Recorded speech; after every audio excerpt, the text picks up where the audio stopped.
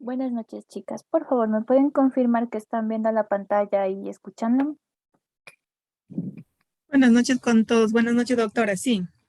Bueno, vamos a empezar, chicas, porque esta es una clase bastante extensa, ¿ya? Entonces, el día de hoy vamos a ver formas farmacéuticas, las sólidas, semisólidas, líquidos, y también vamos a ver si es que alcanzamos los principios activos, ¿ya? Dentro de lo que se refiere, bueno, en su plataforma tienen varios materiales cargados, ¿no? Tienen este que estamos proyectando en pantalla, que son los tipos de formas farmacéuticas. Tienen también este de aquí, que les va a hablar de formas farmacéuticas líquidas. Permítanme un momento. Este que habla de principios activos, también está subido en la plataforma. Y este que es uno de los más completos, formas farmacéuticas y vías de administración. Vamos a utilizar hoy los que tienen puestos del ITESUD mismo, ¿ya?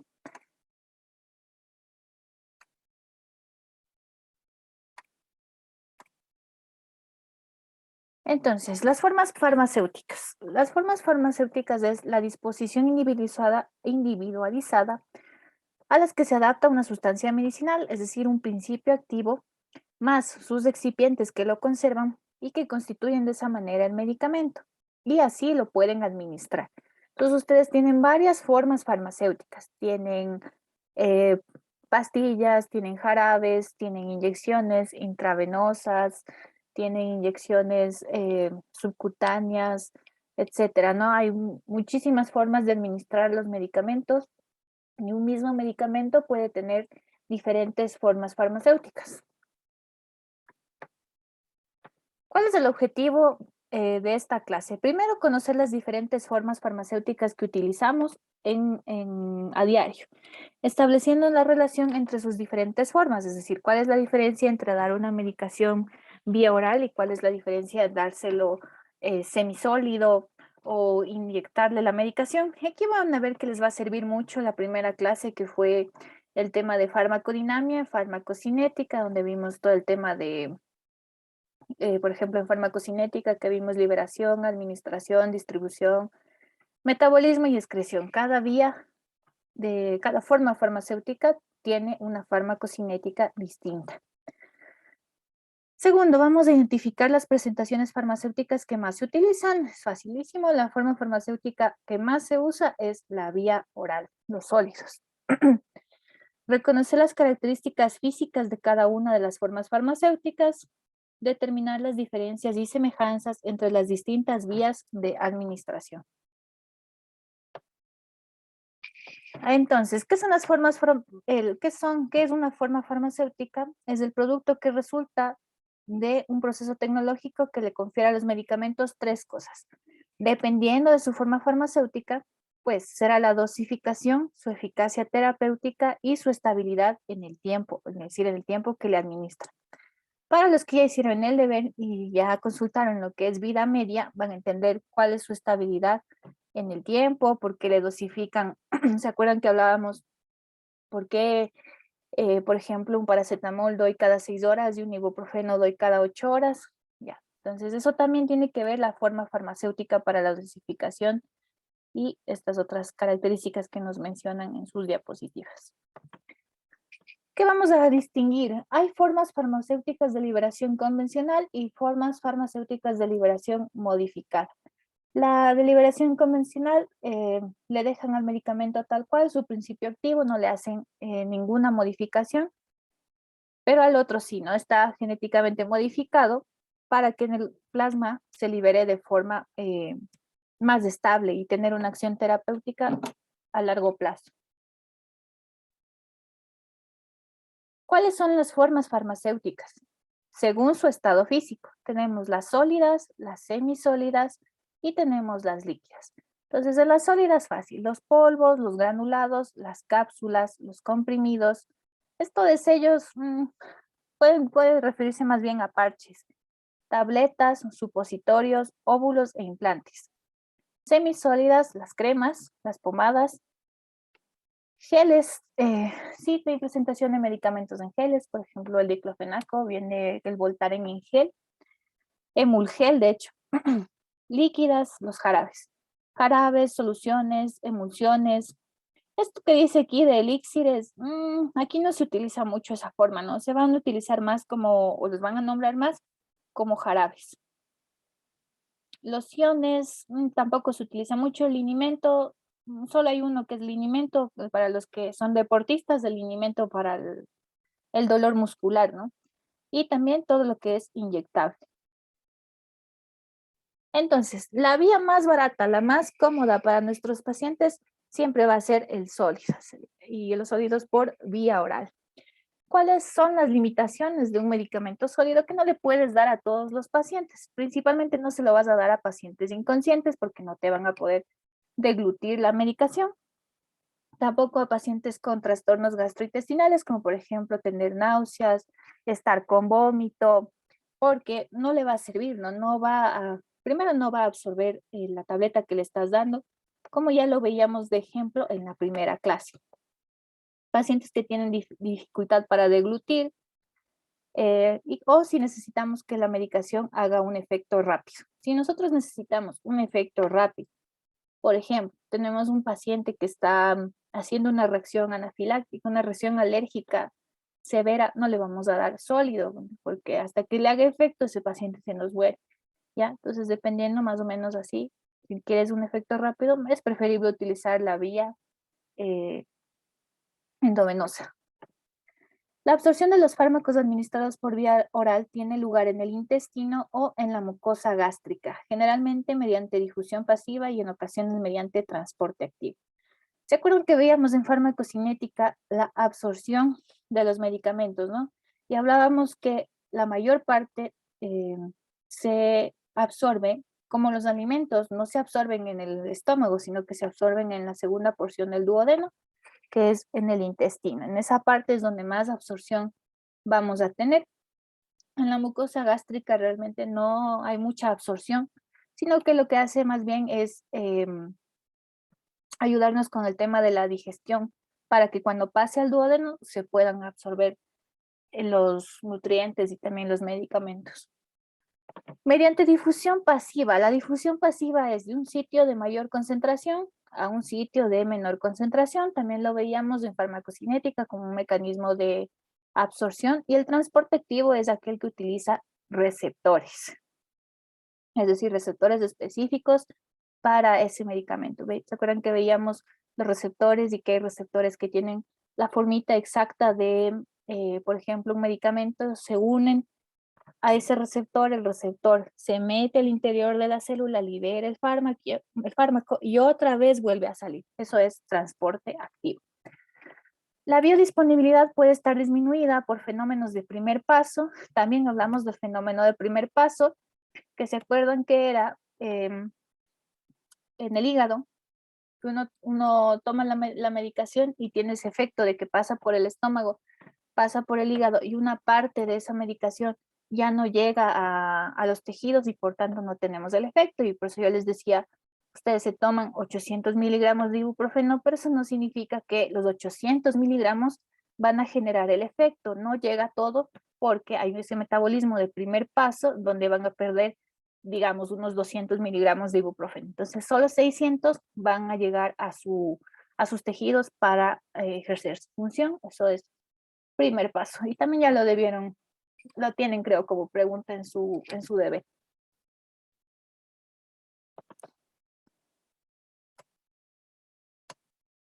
Semisólidos. Las bases utilizadas pueden ser sustancias de origen natural o sintético y están constituidas por un sistema de una o varias fases. Este es el grupo más amplio dentro de las formulaciones. Es de aplicación sobre la piel porque la mayoría de semisólidos que son geles y son cremas o pomadas. Y también se puede colocar en mucosas en las que puedan utilizar un semisólido. Podría ser cuando quieren hacerles por ejemplo, colocarles una sonda nasogástrica y para que pueda pasar la sonda nasogástrica que les ponen lidocaína, ¿no? Lubricante con lidocaína para que le puedan poner un ejemplo de dónde iría un semisólido en una mucosa, ¿no? La mucosa nasal, la mucosa estomacal. O si les quieren hacer algún examen, por ejemplo, una endoscopía digestiva alta, una colonoscopia, van a utilizar lidocaína en gel para hacer este tipo de examen. Ahí podríamos ver un ejemplo de mucosas. O también si es que van a usar en el caso de, por ejemplo, una vaginitis y le quieren mandar clotrimazole en gel o en crema, ¿dónde va a ir? Es en la mucosa vaginal. Entonces sí hay ese tipo de medicación. Sus propiedades se deben a su comportamiento reológico tipo plástico. Ahí sí realmente no sé a qué se refiere con eso de reológico tipo plástico, pero entiendo que es el tipo de absorción. Ya, según el cual los hemisférios mantienen su forma y se adhieren como una película, pero cuando se aplica una fuerza externa sobre ellos se deforma con facilidad y fluyen. Ya, entonces aquí lo que se refiere con reológico y tipo plástico es que se mantengan en ese estado de la crema, ¿no? En un estadio semisólido y no se solidifiquen o no se hagan acuosos como tal. Y si ustedes se lo aplican en la piel al frotar, pierden su forma y se absorben en el interior de la piel. A eso se refiere con reológico tipo plástico. Líquidas, los jarabes, soluciones, aguas aromáticas, aquí ya le incluyen la medicina más tradicional, ¿no? Las inyecciones, los jarabes, pociones, mucílagos, emulsiones, suspensiones, colirios, ¿qué es lo que más van a utilizar aquí, chicos? Inyecciones, jarabes, emulsión, suspensión, colirios para los ojos.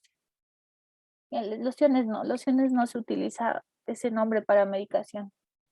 Tinturas, sí, como por ejemplo la tintura de yodo para las heridas y extractos fluidos. También podemos incluir los elixires, esto como les dije no se utiliza aquí, vinos medicinales tampoco, linimentos del único que les comenté y el colodión, esto tampoco hay aquí. Dentro de las formas farmacéuticas líquidas para la vía oral, encontramos diferentes tipos que presentan una serie de ventajas. No plantean problemas de disgregación o de disolución en el tubo digestivo. Ya, no hay metabolismo de primer paso, no hay metabolismo de primer paso porque ustedes no se van a tomar, no, excepto en los jarabes, no van a tener el problema del el primer paso, si es que se lo colocan directamente en la piel, pero el colocárselo directamente en la piel tampoco es una absorción completa, no es un medicamento que les vaya a causar tanto alivio. Por ejemplo, si yo cojo y le pongo un Voltaren en un lugar donde le está doliendo, sí le puede aliviar, pero le va a aliviar más que le inyecte el diclofenaco. ¿Por qué? Porque la vía intramuscular tiene más porcentaje de absorción. Y es elección en los niños, ¿no? Los que son papitos tienen sus guaguas, a los bebés se les da en jarabe hasta ya más o menos grandecitos, para que puedan tomar la medicación, porque pastillas en ellos es imposible. ¿Cuál es una desventaja de los líquidos? Dice que no están protegidos en caso de reactividad frente a los jugos digestivos, por lo que podrán desestabilizarse. Como ustedes ven, los medicamentos, por ejemplo, en cápsulas, han abierto alguna vez una cápsula, adentro está el granulado, ¿no? La medicación en forma de granulitos. ¿Para qué les ponen en cápsula? Para que avance a llegar al tubo digestivo. Entonces, si le dan el líquido, difícilmente aguanta el tema del ácido gástrico y se puede desestabilizar. Entonces, tienen un efecto de primer paso mucho más grande que darles una cápsula a los pacientes. Las formas fundamentales que ya las vimos, jarabes, elixires, suspensiones, gotas, viales bebibles, por ejemplo, la enterogermina, cuando tenemos trastornos gastrointestinales. Tisanas. Las tisanas son estos hervidos de hierbas. Ya, esas son las tisanas. Los vehículos. Tenemos tres tipos de vehículos. Los vehículos acuosos, los mucílagos y los hidroalcohólicos. Los acuosos disuelven los principios activos hidrosolubles, que son solubles en agua, ¿no? Los más comunes van a ser los jarabes, que contienen una alta concentración de azúcar. Del 64% de su peso en un jarabe corresponde a azúcar. Los mucílagos, en cambio, son líquidos viscosos resultantes de la dispersión de sustancias tipo goma. La goma arábiga, el tragantano, el agar, la metilcelulosa. Los mucílagos se utilizan sobre todo para el tema de cultivos donde quieres hacer crecer alguna bacteria en específico, ¿no? Se utilizan también para preparar suspensiones y emulsiones. Una de las emulsiones más conocidas, que creo que a todos nos ha tocado tomarnos alguna vez, la emulsión de Scott, por ejemplo. Y cuando han probado, si han visto que tiene o han sentido que tiene un gusto especial, ¿no?, de la emulsión de Scott, para que se acuerden más o menos qué es un mucílago. Hidroalcohólico, los elixires son soluciones hidroalcohólicas. Como les dije, los elixires no se utilizan mucho, casi no existen en el mercado como tal, y son soluciones a base de alcohol, 25% de alcohol. Y también tienen este tema del azúcar. Gaseoso. El gaseoso, el principal medicamento que ustedes van a recibir por vía gaseosa es el oxígeno. El oxígeno, el óxido nitroso.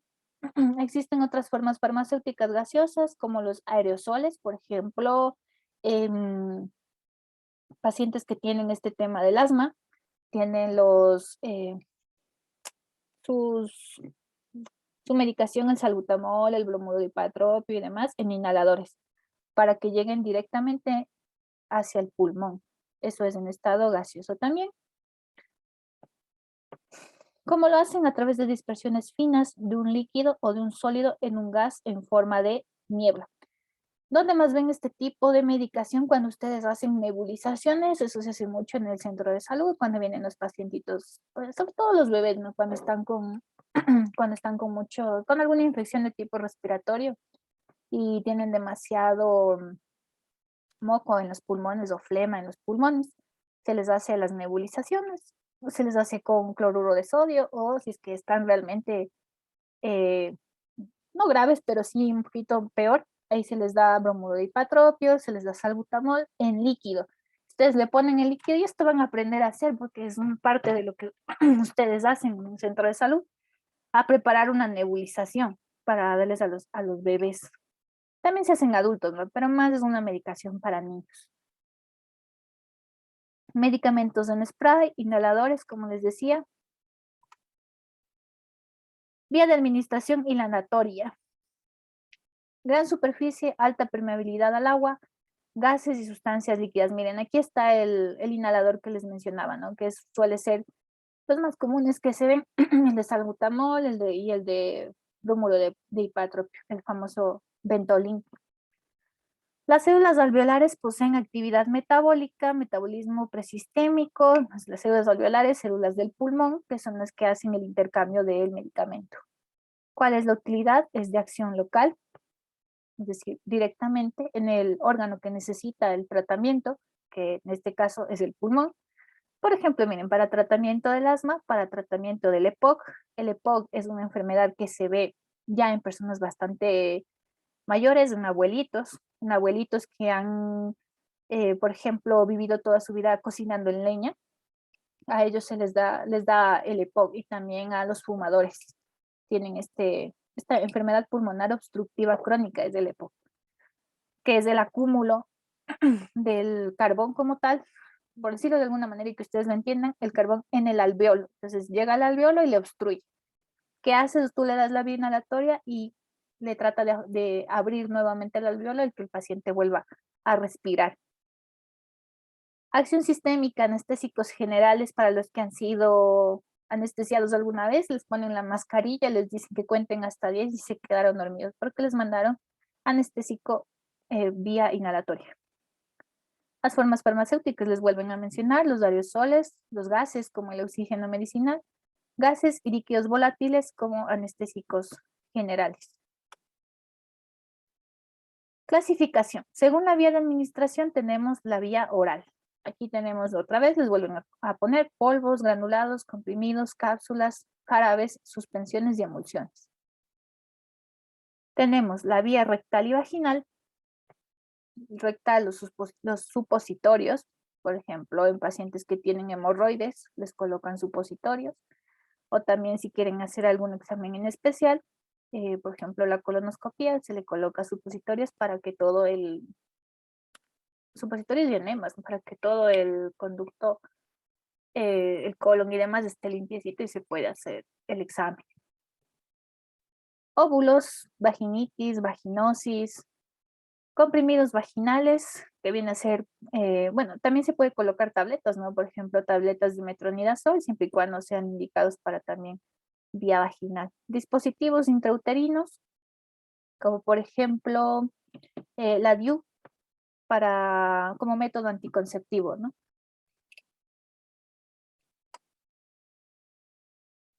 Tópica y subcutánea, las pomadas, las cremas, los geles, pastas, parches, implantes también, ¿no? Implante, por ejemplo, el subdérmico como método anticonceptivo en las mujeres. Hay parches, hay una infinidad de parches, hay parches de nicotina para ayudarles a las personas que tienen el problema del tabaquismo. Hay parches de morfina, por ejemplo, pacientes con cáncer que están ya en cuidados paliativos para el manejo del dolor, etcétera. Pastas, nuestra pasta dental es un medicamento también.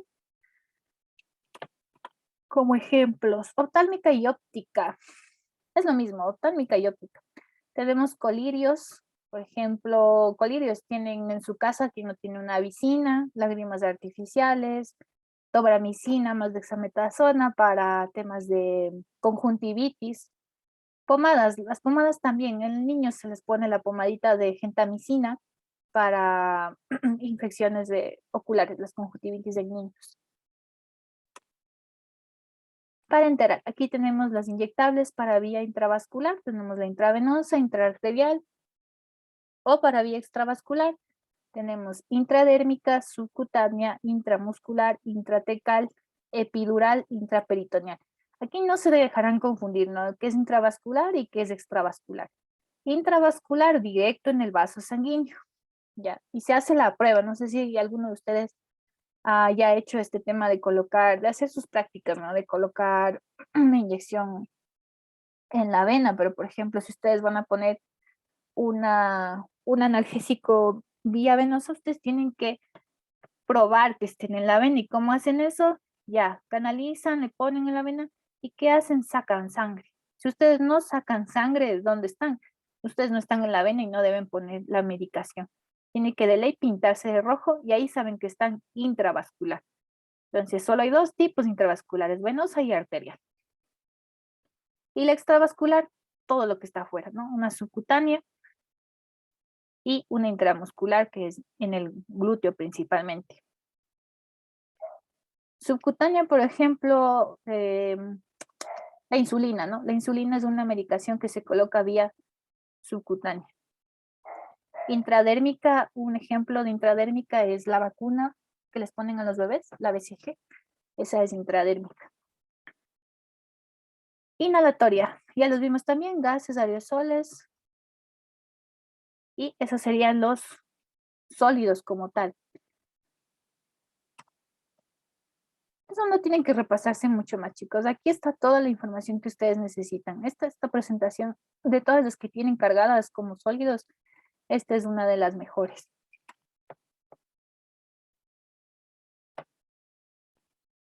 Ahora, las líquidos. A ver que estemos desde el principio. Formas farmacéuticas líquidas. La forma farmacéutica líquida son disoluciones, suspensiones o emulsiones, que lo acabamos de ver, que contienen uno o más principios activos. Uno o más. Hay jarabes, por ejemplo, y como siempre les digo, los que son papis, ellos saben, los mamás o papás, saben, hay medicamentos, por ejemplo, el paracetamol solito, el ibuprofeno solito, pero en el caso de los antibióticos, por ejemplo, tenemos amoxicilina más ácido clavulánico, ahí ya no es solo uno, ¿no? Ahí están dos medicamentos. ¿Qué les ponen aquí? Les ponen la novalgina, les ponen Tobrex, el Tobrex es la tobramicina, y estos no les vamos a leer qué son.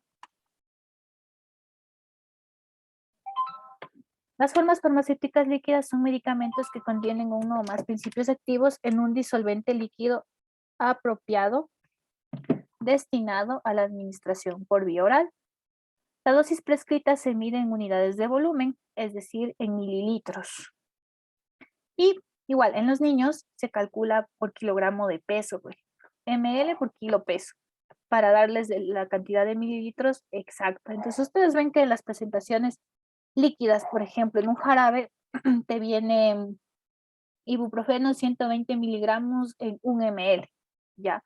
O te viene 200 miligramos en 5 ml, depende de la casa farmacéutica. Entonces ahí hay que hacer un cálculo para saber cuántos mililitros exactos le tengo que dar para darle la dosis correcta a mi paciente. En adultos no, en adultos los jarabes no se dosifican y casi no se da en adultos jarabe. El jarabe más común que uno le puede dar a un adulto es, por ejemplo, los de la tos, la tusolbina, el mucosolvan, em, ¿cómo es este? El Adera Helix, etcétera. Son medicamentos para la tos que ayudan bastante. Y de ahí casi no, a menos que tenga alguna cosa el paciente que no pueda deglutir, se le daría jarabe, pero necesitaría varias botellas de jarabe, ¿no? Para poder alcanzar su dosificación. Entonces es preferible darle pastillas o darle vía intramuscular si es que no puede deglutir.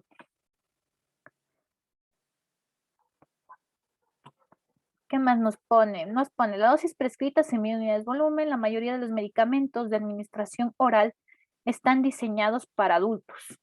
Esto supone un problema para la población pediátrica o para aquellas personas que por algún motivo no pueden tragar la forma sólida. Ejemplos les ponen aquí: tumores orofaringios, el Alzheimer, la parálisis cerebral, ya que al manipular los comprimidos o las cápsulas, además de la inexactitud de las dosis, puede reducir su eficacia por alteración en el tracto gastrointestinal o acarrear problemas de seguridad por darle demasiada medicación. En estos casos es muy útil otras formas farmacéuticas como las líquidas. ¿Cuál es la ventaja de nosotros dar una forma farmacéutica líquida? Primero, buena aceptación por la facilidad de ingestión del fármaco disuelto, sus formas de administración para niños y en general para pacientes con problemas como los ya mencionados anteriormente. Presentan mayor diversidad y variabilidad en cuanto a la dosis, lo que permite una mayor individualización. Es más, no es lo mismo darle esta medicación, por ejemplo, ustedes tienen dos niños de 1 año, pero un niño me pesa más que el otro. No le puedes dar lo mismo, tienes que ser para cada uno su dosis. Y eso es mucho mejor porque le estás dando la dosis exacta para el peso de ese niño, lo que no pasa en adultos, y también yo les mencionaba en la otra clase, que por ejemplo, uno da los 500 miligramos de paracetamol porque se ha hecho estudios en personas similares del mismo tamaño y del mismo peso y se han hecho estudios para saber cuánto de medicamento le tengo que dar. Pero eso es en un modelo de persona estándar, ¿no? Que mide 1,70 y pesa 70 kilos, digámoslo, de alguna manera. Y esa dosis me sirve en ese paciente, pero no es una dosis individualizada, porque si ya me viene un paciente de 1,80 m que pesa 94 kilos, esos 500 miligramos no le sirven, no está esa dosificación hecha para esa persona. Eso se refiere con que en jarabes es mayor, se individualiza mucho mejor la medicación. En las soluciones del fármaco ya está disuelto, por ello se absorbe más rápido que las formas farmacéuticas sólidas. Sí, pero también tiene el tema de que estábamos viendo en la otra presentación, que al llegar al estómago es más fácil que el ácido gástrico le desestabilice que a tomarse una cápsula o una pastilla. Permite incluir sustancias de naturaleza acuosa y oleosa en una misma presentación. Desventajas: tiene mayor riesgo de contaminación, por ello es necesario el uso de conservantes en la mayoría de estos medicamentos. Tienen menor caducidad, pueden tener mal sabor u olor, no se puede utilizar en pacientes inconscientes tampoco. ¿Cómo se clasifican? Se clasifican en soluciones, jarabes, elixires y suspensiones, ampollas o viales, como ya lo vimos en su otra presentación. Ya ven que sí les van a redundar una y otra vez la primera presentación, que como les dije es la más completa. Clasificación por vía tópica. Son soluciones acuosas neutras o ligeramente alcalinas. Particularidad, no se ingieren, de acción local en la mucosa orofaringea, indicadas para las afecciones inflamatorias o infecciosas. Aquí, por ejemplo, para que les quede claro qué medicamento, por ejemplo, tenemos el Borosan. Si alguna vez se ha ido bueno, todos hemos ido al odontólogo, pero sí les han mandado tal vez el Borosan. Es un medicamento que no es de tomarse, sino que es para enjuagar la boca y impedir que haya infecciones donde les hayan hecho el procedimiento odontológico. Eso es una vía, es un líquido tópico, porque no se lo tienen que tomar. Otro ejemplo de una vía tópica líquida que no se lo deben tomar es, por ejemplo, el enjuague del Oral-C, tampoco se toma. El Oral-C que es, sirve para la irritación de la garganta y les alivia, ¿no? También viene para enjuague y viene también en tabletas masticables. Otro líquido que no se debe ingerir, el enjuague de nistatina para pacientes que tienen, por ejemplo, candidiasis oral, orobucal, se les manda también ese tipo de medicación. Esta presentación se puede administrar con antimicrobianos, como la nistatina que les contaba, analgésicos como el Oral-C, que es la mebocaína, anestésicos, anestésico, no se me ocurre un anestésico líquido que le pongas tópico, pero por ejemplo tienes la roxicaína, que es un anestésico y sí se coloca, pero más bien en forma de gel que líquido como tal. Antiinflamatorios. Sobre la piel, lociones y de aplicación óptica tienes las gotas. Clasificación de las formas farmacéuticas. Miren, aquí les ponen en mucosas, sobre orofaringios, los colutorios, los gargarismos que les decía esto que se hace con el Borosan, con la nistatina, el Oral-C, que solo es para hacer el enjuague y escupir. De aplicación ocular, colirios, soluciones para lavado, por ejemplo, colirios, bueno, ya los colirios ya les mencioné, dexametasona, tobramicina, etcétera, que son colirios. Y soluciones de lavado, por ejemplo, cuando les viene un pacientito con que siente que tiene algo en el ojo, lo típico que les dicen que tienen una pestaña en el ojo, o para los que son soldadores, suelen venir con limallas en el ojo. Entonces, ahí, ¿qué hacen ustedes? Lavado ocular. El lavado ocular se hace con cloruro de sodio. Entonces, ese sí le pueden poner en el ojito directamente y se vuelve que una solución de lavado. Sobre la mucosa nasal, soluciones nasales y nebulizadores. Nebulizadores, como ya les hablamos, y soluciones nasales, hay el spray nasal, el más común, el del suero fisiológico, que hacen para los niños, igual cuando están muy congestionados, les hacen sus lavaditos nasales con suero fisiológico y les limpia toda la fosa nasal. Hay otros, ¿no?, para las personas que tienen rinitis alérgica, sinusitis y demás, por ejemplo, mometasona, que es un medicamento que le pones directamente en la nariz y le abre la fosa nasal y el paciente vuelve a respirar. Y para entrar a los inyectables. Para la administración enteral, son formas farmacéuticas líquidas constituidas por uno o más principios activos disueltos en un vehículo adecuado. Se administran por vía oral y se dosifican volumétricamente, por mililitros, ¿no? La forma de solución es la ideal para que un principio activo se disuelva en el tracto gastrointestinal. Jarabes son soluciones con una alta concentración de sacarosa, como ya lo vimos, 64%, acuérdense de ese dato, 64% del jarabe es azúcar. Se administran por vía oral y también se dosifican volumétricamente. Volumétricamente es en mililitros por kilo de peso. Elixires también ya los vimos, son sustancias con un alto porcentaje de alcohol y también tienen azúcares. Emulsiones son formas farmacéuticas líquidas formadas por uno o más principios activos de naturaleza oleosa, como el aceite de pescado, que es de lo que está hecho en la emulsión de Scott, por ejemplo. Dispersos de manera uniforme en un vehículo líquido apropiado, se administran por vía oral, se dosifican volumétricamente, eso van a leer en todo lo que es líquido.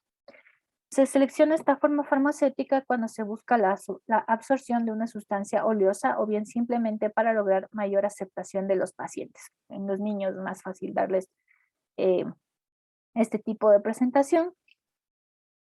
Son termodinámicamente inestables, es decir, que con el calor se pueden desestabilizar o con el frío extremo.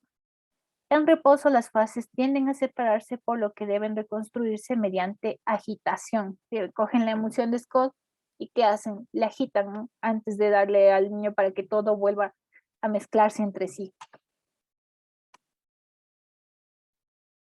Suspensiones son formas farmacéuticas constituidas por uno o más principios activos, insolubles o poco solubles, dispersos de manera homogénea en un vehículo apropiado, de consistencia líquida y viscosidad variable.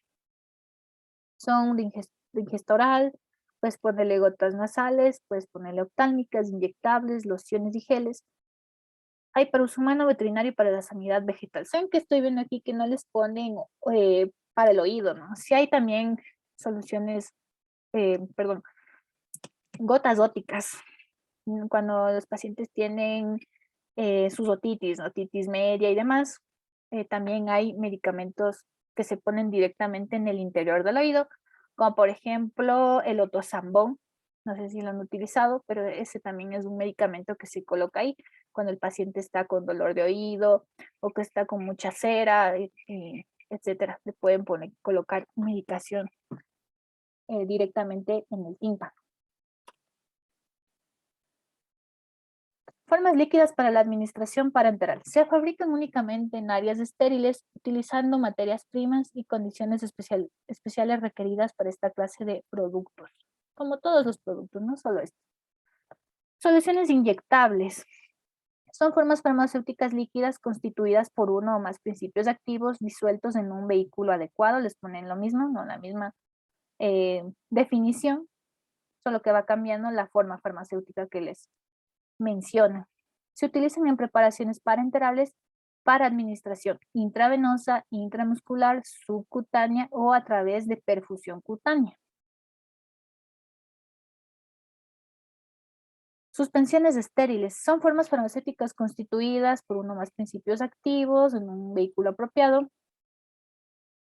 Se utilizan únicamente para administración intramuscular. Los objetivos al usar esta forma farmacéutica son dos: obtener un medicamento de efecto prolongado por depósito en el lugar de la inyección. Ejemplo, le van a poner una penicilina benzatínica a un paciente. Ustedes le colocan en el glúteo, que es el lugar de administración de esta medicación, y eso se queda ahí con un efecto prolongado. No es que le pusieran y ya de una se fue al torrente sanguíneo y demás, no, sino que está ahí y poco a poco se va liberando, se va liberando. Entonces, eso es lo que pasa cuando, por ejemplo, viene un paciente con una amigdalitis y ustedes le ponen, el médico les dice, póngale una penicilina, el paciente puede que al día siguiente se sienta mejor, pero el efecto no, el efecto se va a ver al segundo o tercer día después de que esa medicación que está concentrada en el glúteo se siga liberando. Y la segunda es administrar un agente terapéutico insoluble a través de un solvente, un vehículo inyectable. ¿A qué se refiere con esto? No toda la medicación parenteral es líquida. Mm, alguna vez, no sé si tal vez ya hicieron alguna práctica, pero deberían hacer una práctica de preparar una inyección. Con ejemplo, si nos vamos a lo mismo de la penicilina. La penicilina no viene líquida, la penicilina te viene en polvo. Te viene en polvo y te viene con agüita destilada. Entonces, ¿qué haces? Tú coges el agua destilada que te viene 5 ml, 5 mililitros de agua destilada y le preparas en el interior de el polvito de la penicilina y le preparas para que se vuelva líquido. Ya, entonces en un vehículo líquido preparas la solución en polvo. Otro ejemplo, la hidrocortisona, también te viene así, en polvo y con agua para preparar. Claro que otros sí te van a venir líquidos como tal, como por ejemplo el diclofenaco, el ketorolaco, la dexametasona, etcétera. Ellos sí te pueden venir líquido y no necesitas hacer la preparación.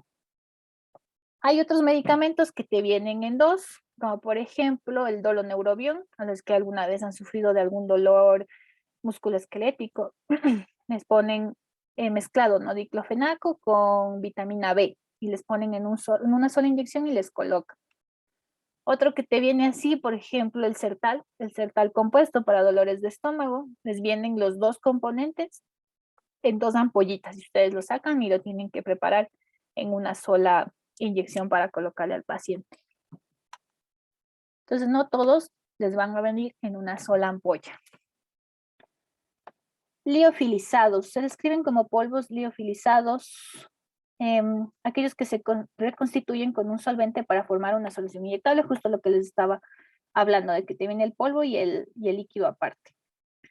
Se utiliza esta forma farmacéutica para proteger sustancias termolábiles o cuando se descomponen en solución y por lo tanto el polvo liofilizado solo se reconstituye en el momento anterior a su administración. La liofilización es el proceso mediante el cual se prepara una solución inyectable e inmediatamente se elimina el agua de la solución utilizando vacío y congelación a temperaturas de entre 40 y 60 grados. Eso no lo van a utilizar. Eso sí no se ve. Ya lo utilizarán en un tercer nivel, ese tipo de medicación que les dice de quitarle el agua y demás. Formas farmacéuticas líquidas para aplicar sobre la piel, los que ya hablamos, principalmente enfermedades de tipo dermatológico les ponen, ¿no? Por ejemplo, el Cuadriderm, que es un medicamento para infecciones de la piel, para las dermatitis les viene la betametasona también en crema. Son medicamentos que se ponen directo en la piel. Lociones. Son dispersiones líquidas con sólidos finamente divididos, mantenidos en suspensión con ayuda de tensioactivos y espesantes. Algunas veces son emulsiones de aceite en agua. Las lociones tienden a decantarse o a estratificarse, de ahí que siempre deban agitarse antes de su uso. Se aplican directamente sobre la piel por frotación. Ejemplo de loción, ahí sí que no sabré decirles, chicos, yo nunca he visto un medicamento o no he utilizado un medicamento en loción, o sea, medicamento hospitalario. No sé si tal vez hay medicamentos en lociones en medicina alternativa, puede que ahí sí haya más presentaciones en loción. Aerosoles ya los vimos, los que hablábamos del el oxígeno, los inhaladores y demás, lo vamos a repetir de nuevo. Ya, eso sería en cuanto a líquidos. Tal vez tienen una pregunta, chicos, hasta este momento, hasta abrir la otra presentación. Miren, esta es otra presentación que está cargada dentro de su plataforma, que es formas farmacéuticas sólidas, pero es la misma presentación del principio, o sea, les vuelven a poner los mismos conceptos. Por ejemplo, miren, sólidos, otra vez les dice que es la vía más barata y cómoda para los pacientes y demás, y les vuelven a poner. Es una presentación un poquito repetitiva en el caso de los sólidos. ¿Ya ven? Es muy similar. Esto es importante. Por ejemplo, ¿cuáles son los 10 pasos correctos para la administración de medicamentos? Primero, el paciente. ¿Qué paciente tengo yo? ¿Es un paciente pediátrico? ¿Es un paciente geriátrico? ¿Es un paciente que puede deglutir? Etcétera. ¿Qué tipo de paciente tengo yo para saber qué medicamento le voy a dar? El medicamento. ¿Cuál es el medicamento apropiado? ¿Qué dosis le voy a dar? ¿Qué vía? ¿Y necesito que sea rápido o se puede esperar? La hora, a qué hora es mejor darle el medicamento. Uno muy fácil, la loratadina. La loratadina no le voy a dar a un paciente a primera hora de la mañana porque me va a pasar con somnoliento todo el día, porque la loratadina da sueño. Entonces, por ejemplo, ese medicamento le voy a dar hora sueño para que se vaya a dormir con el medicamento. Otros medicamentos, los hormonales. Los hormonales, como por ejemplo, en la pastilla de anticonceptiva, es mejor darle en la mañana que en la noche, más efectiva. Fecha de caducidad del medicamento que le voy a dar, si el paciente tiene alergias, esto es importantísimo, importantísimo. Siempre pregunten al paciente si es alérgico a alguna medicación, porque a veces no dicen los pacientes que tienen alergias y ustedes le ponen una medicación y les puede dar alguna reacción alérgica grave, ¿no? Puede ser algo leve, que se enronche y ya, pero también puede dar reacciones severas y se pueden morir los pacientes. Entonces siempre pregunten si es alérgico a algo. Y si no saben, si les dicen, no, no sé, mejor no le pongan. Y hacen una prueba de sensibilidad que también la aprenderán cuando hagan prácticas. Por ejemplo, una penicilina, a alguien que nunca le han puesto penicilina, no se les ocurra poner sin hacer una prueba de sensibilidad. A ver si el paciente vaya a ser alérgico y se les muere poniéndole una penicilina por no haber preguntado si es alérgico. Verificar que el paciente no esté tomando nada ajeno a lo prescrito, ninguna otra cosa que pueda alterar la absorción. Educación, decirle al paciente para qué le voy a poner y qué voy a conseguir con lo que yo le estoy dando. Mire, señor, le voy a dar este medicamento, le voy a poner esto, porque esto le va a quitar el dolor, esto le va a quitar la infección, etcétera. Y explicarles cómo se va a tomar. Verán que a veces los pacientitos no preguntan cuando el médico les dice y luego van donde ustedes a que les pongan la medicación y les piden una explicación del medicamento. Y créanme que eso pasa muchísimo. Van donde ustedes y les dicen, ¿y para qué me manda esto el doctorcito? Y o les dicen, ¿qué dice en esta recetita? Y les piden a ustedes que les ayuden. Entonces es importante la educación del paciente. Y una regla que suelen decir, yo preparo, yo administro, yo registro. Una de las cosas más importantes que hacen ustedes con medicación es llevar el CARDEX de medicamentos, que también lo aprenderán en la práctica, ¿no? Que es el tema de anotar todo lo que ustedes pusieron, a qué paciente le pusieron, cuánto le pusieron, etcétera. Son cosas que se hacen en el centro de salud. Bueno, a todo nivel, a cualquier establecimiento de salud se registra todo lo que se coloca.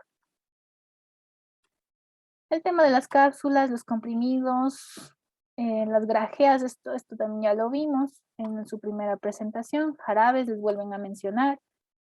Suspensiones, aquí le colocan a la cefalexina como una suspensión, es un antibiótico.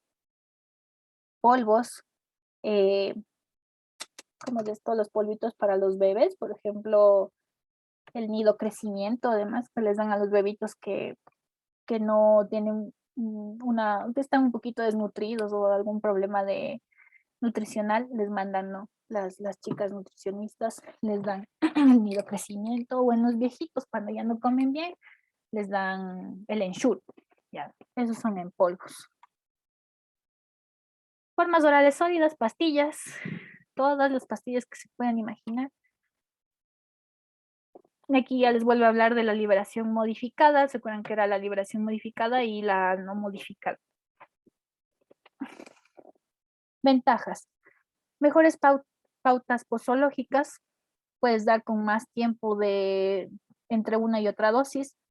Mejor perfil farmacocinético. O sea, se liberan, se absorben, se distribuyen, se metabolizan y se excretan de mejor forma que una no modificada. Reducción de efectos adversos. Desventajas, no se pueden fraccionar, no aptas para pacientes con problemas de deglución, peor control en situaciones de sobredosis o reacciones de tipo adverso. Otras formas orales sólidas, estos también ya los vimos, los polvos, los sellos, los granulados y los liofilizados.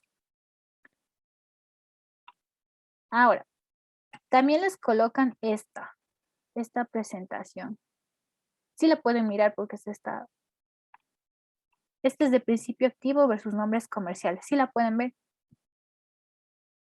Chicos. Dice lo final, gracias por su atención. Yo no la veo. No la pueden ver, permítanme. A ver. ¿Ahí la pueden ver? Dice principio activo versus nombres comerciales. He sido. Ya. Ahora, ¿cuántas veces ustedes han ido o les han hecho una receta y les dicen pida el medicamento genérico? Y ustedes van a la farmacia y les dicen no hay genérico y les venden el nombre comercial. ¿Cuál es la gran diferencia entre un genérico y un nombre comercial? El precio. Un genérico siempre es más barato, ¿no? Es más barato que un medicamento comercial. No es lo mismo comprarse un ibuprofeno, así tal cual, un ibuprofeno de 800, que comprarse a ver, ¿cómo se llama? El Buprex Flash, ¿ya? No es lo mismo porque les va a costar más caro y tampoco es lo mismo comprarse una pastilla de paracetamol que comprarse el Umbral de 500 miligramos. La diferencia es el precio. Entonces, uno siempre es más caro que el otro. Como veíamos en atención primaria de salud, me parece que sí lo mencionamos, aquí en el país hay una ley de medicamentos genéricos en la que a nosotros como médicos nos obligan a prescribir medicamentos genéricos y en la farmacia también están obligados a vender genéricos, pero es bastante complicado que lo hagan, ¿no? Generalmente les van a vender nombre comercial. Entonces, ¿qué es un principio activo? Es un ingrediente activo de un medicamento farmacéutico o pesticida que es biológicamente activo. Los términos similares, ingrediente activo farmacéutico y activo a granel, también se usan en medicina y el término principio activo se puede usar para productos también de tipo natural. Entonces, ¿el principio activo cuál es? El paracetamol. El paracetamol, el ácido acetilsalicílico, que es la aspirina, la amoxicilina, la cefalexina. Ese nombre es el principio activo o el nombre genérico. Y la solución oral, por ejemplo, dice solución oral FG, es la especialidad farmacéutica genérica. O sea, les está diciendo que esto es un medicamento de tipo genérico. Pero si aquí ya les ponen, miren, aquí está el umbral de 500 miligramos. Aquí te ponen el nombre, paracetamol, principio activo, o también se llama acetaminofén como nombre de principio activo. Pero esto ya es de una casa comercial. En este caso es de Siegfried. También tienen Bayer, tienen Pfizer, tienen la Santé, ¿no? 1 millón de casas comerciales. Entonces, un medicamento... Doctora, una consulta, disculpe. Dime, doctora. Pero el efecto es el mismo al paciente, tanto el comercial como el genérico. Esa es una buena pregunta. A ver, depende del laboratorio. Ya, sinceramente depende del laboratorio porque ¿por qué se da esto? Tú tienes una casa farmacéutica que empieza a investigar, ¿no? Empieza a investigar medicamentos para el dolor. Me estoy inventando. Empiezan a investigar sobre un medicamento para el dolor y descubren el paracetamol. Eso pasó hace 1 millón de años. Descubrieron el paracetamol y ellos son dueños de la patente del paracetamol, ¿ya? Porque yo descubrí, entonces yo soy dueña del paracetamol. Y me dan una patente de unos 10 años y yo soy el único que puede venderte ese medicamento por 10 años. Y el único laboratorio que fabrica ese medicamento por 10 años, ¿ya? Entonces, tú te haces rico esos 10 años, pero se terminan esos 10 años y tú tienes la obligación de abrir la fórmula y que todos los laboratorios puedan crear el mismo medicamento a un costo más barato que el que tú dabas, ¿ya? Entonces, ¿qué hacen las otras casas comerciales? Generan su propio medicamento, le dan su propia presentación, etcétera, y también hay laboratorios que hacen el genérico. Ahora, la fórmula puede ser la misma, pero los excipientes que utilizan en este medicamento no son de la misma calidad que el medicamento de la casa comercial, ¿ya? Entonces sí hay muchos reportes de pacientes que tú les das el paracetamol de 500 genérico y no le bajó la fiebre, pero tú le das el umbral de 500 y sí le baja la fiebre.